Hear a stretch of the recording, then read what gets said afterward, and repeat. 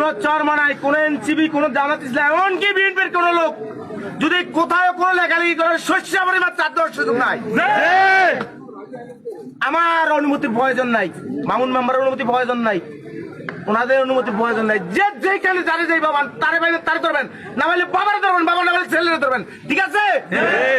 আমাদের গুন্ডারা হুশিয়ার সাবধান, চরমনাইয়ের গুন্ডারা হুশিয়ার সাবধান, চরমনাই রাজাকার হুশিয়ার সাবধান। খন্ড পীরের লেখালেখি চলবে না, চলবে না। আমাদের দলের ছাদা উঠে লন্ডন যায়, আমাদের দলের টাকা লন্ডন যাইবো, যেন যেন যাওয়ার দরকার যাইবি, এইটা একটা অপপ্রচার না? সংসদে আইন পাস করবো কারা? বিএনপি এমপি মন্ত্রীরা। তাহলে তাদের পছন্দ মতো আইন পাস হইব না।